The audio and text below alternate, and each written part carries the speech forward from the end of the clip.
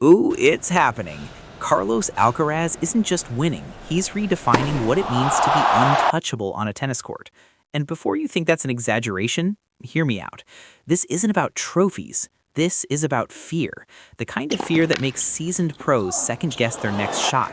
Because right now, Alcaraz doesn't just beat players, he makes them question their careers in real time. Let's break it down. First, his service games. Over the last 52 weeks, Alcaraz has held about 85% of his service games. He's also saved 64% of break points and wins roughly 65% of his first serve points. That's not just elite, that's wall-like dominance.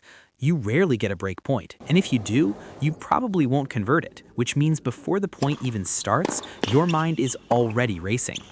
But here's where things get terrifying for opponents: the return. Alcaraz wins about 31% of his opponent's service games. Put those numbers together, and suddenly every match feels like a pressure cooker. Because if you slip for even one game, he breaks you.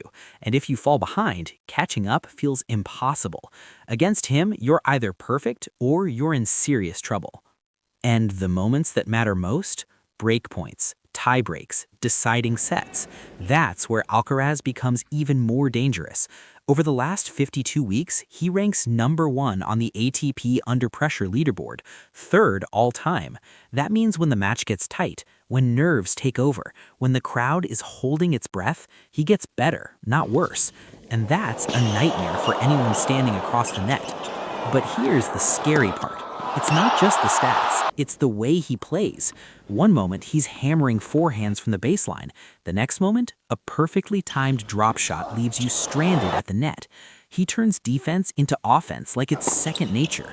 He moves side to side, forward and back, with a level of speed and precision that feels almost impossible.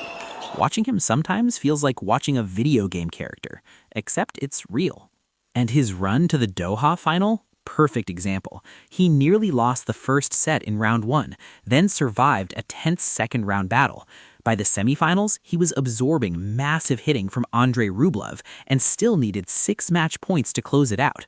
But by the final, total domination, total suffocation.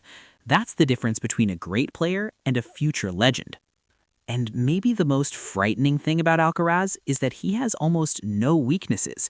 His forehand hits like a Thor hammer, something you'd expect from players like Jan del Potro or Matteo Berrittini.